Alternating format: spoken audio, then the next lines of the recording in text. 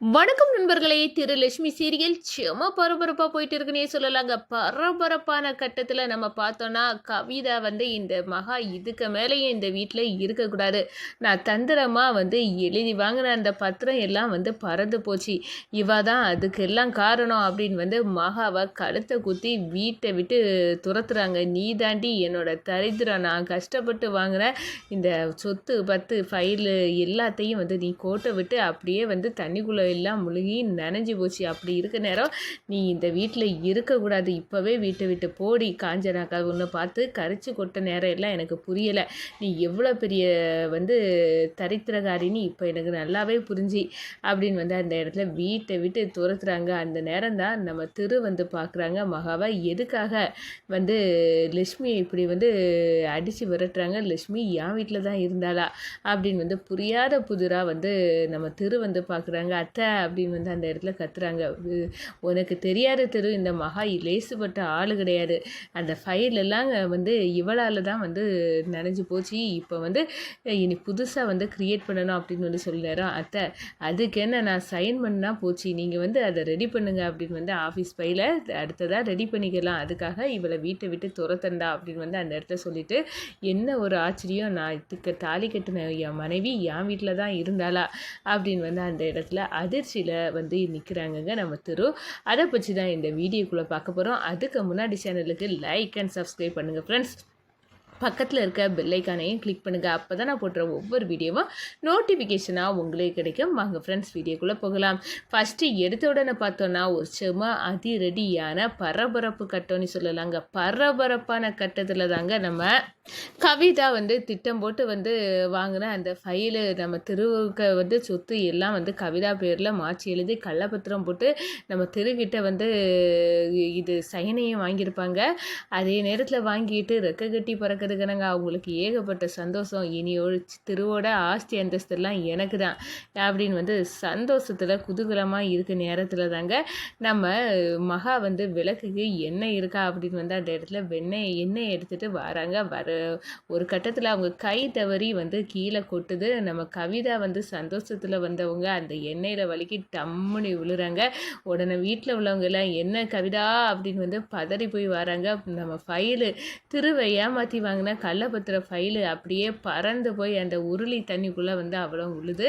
ஒரு கட்டத்தில் பார்த்தோன்னா, ஐயோ அம்மா என்னையா இப்படி சோதிக்கிற அடடா அப்படின்னு அந்த இடத்துல கவிதா அப்படியே கதறாங்க. என் ஃபைலு போச்சு, என் சொத்து அப்படின்னு அந்த அவங்க வாயிலிருந்து தெரிச்சு தட்டுது. அதே நேரத்தில் பார்த்தோன்னா நம்ம மகா அடடா நான் தான் என்னையை கொட்டுனதுன்னு தெரிஞ்சா அவ்வளோதான், இந்த கவிதா சும்மா விட மாட்டாங்களே, ஏற்கனவே என்னை கரிச்சு கொட்டதுக்கு வீட்டில் காஞ்சனா இருக்காங்க, கவிதா இருக்காங்க, என்னையா சோதனை இது அப்படின்னு அந்த இடத்துல நினைக்கிறாங்க.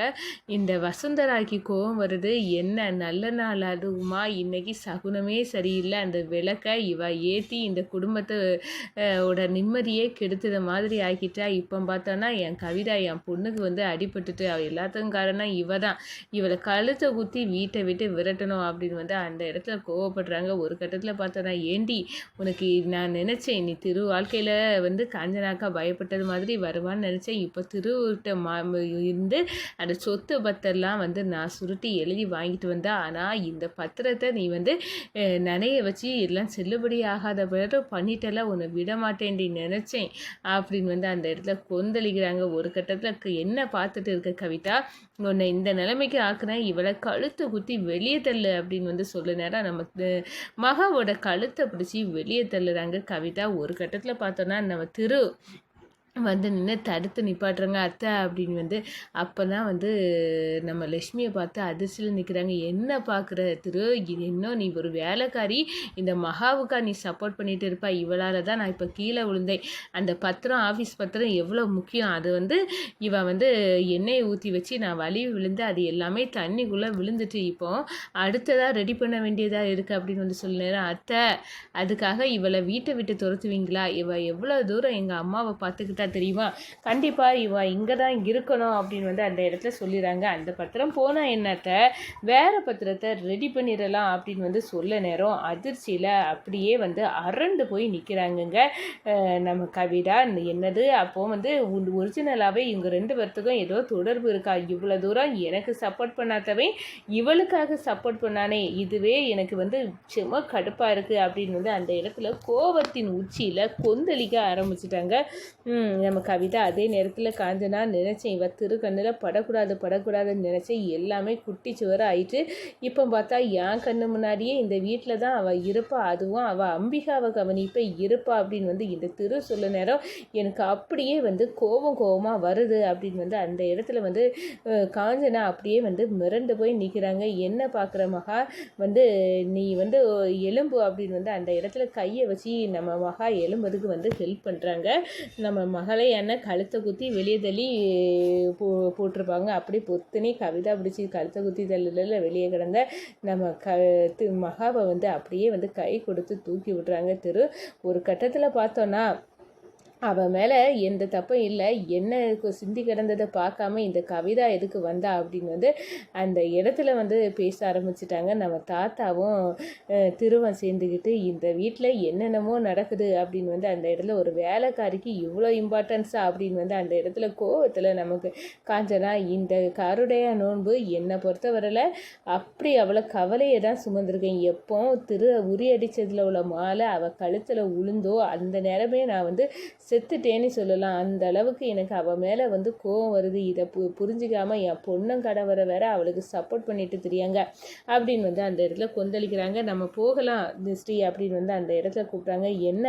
இன்னும் எதுக்காக இப்போவே நீ போக நிற்கிற காஞ்சனா, என்ன நிகழ்ச்சி என்ன ஃபுல்லாக வந்து முடியலை, இனி சல்லட வழியாக நைட்டில் வந்து திருவை வந்து இவ பார்க்கணும் ஸ்ரீ அப்படின்னு வந்து சொல்லணும். இவ எங்கே பார்க்குது, அதுக்குள்ளே மகா அந்த அதுவா சல்லடையை வச்சு திருவா பார்த்திருவா அப்படின்னு வந்து அந்த இடத்துல கோவத்தில் நடக்கிறதெல்லாம் பார்த்தா அம்மா எனக்கு அப்படி தான் தெரியுது, அந்த வேலைக்காரி தான் திருவ கொண்டு போவா அப்படின்னு வந்து இப்போவே வந்து வேலைக்காரி கூட கனெக்ஷன் போட்டு பேச ஆரம்பிச்சிட்டாங்க நம்ம காஞ்சனா. வந்து மகாவை கூட வந்து திருவுக்கும் தொடர்பு இருக்குது அப்படின்னு வந்து பேசுகிறாங்க. ஒரு கட்டத்தில் பார்த்தோன்னா என் மனைவி இந்த வீட்டில் தான் இருக்கா, இது தெரியாமல் எனக்கு போச்சே, நான் இவளை எங்கெல்லாம் தேடினேன் அப்படின்னு வந்து அந்த இடத்துல லட்சுமி எங்கள் வீட்டில் தான் இருக்கா, எங்கள் அம்மாவை கவனிச்சுக்கிட்டது இவ தான் அப்படின்னு வந்து இப்போ தான் எனக்கு தெரிஞ்சு இப்போ தான் எனக்கு நிம்மதியாக இருக்குது. ஏன்னா அவள் வந்து எங்கே இருக்காளோ என்ன பண்ணாலோ அப்படின்னு வந்து அந்த இடத்துல நான் வந்து அவளுக்கு ஏதாவது ஆகியிருக்குமா அப்படின்னு வர நான் தவிச்ச தவிப்பு எனக்கு தான் தெரியும்.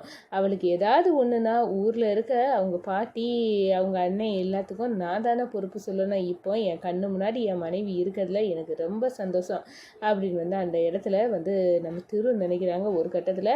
அப்போ காஞ்சனாமா பயப்படுறது இருக்குதானா, இது வந்து என் கணவர் வீடு தானா, அம்பிகமா என் கணவரோட அம்மாவா, என் மாமியாரா, அதுவும் இல்லாமல் திவ்யாக்கா என் கணவர் கட்டிக்க போகிற பொண்ணா அப்படின்னு வந்து அந்த இடத்துல வாயை பிளந்துட்டு இருக்காங்க. இது சரிப்படாது, மூட்டை முடிச்ச கட்டிட்டு யாருக்கும் தெரியாமல் இந்த வீட்டை விட்டு போயிடணும் அப்படின்னு வந்து அந்த இடத்துல நம்ம லட்சுமி வந்து நினைக்கிறாங்கங்க.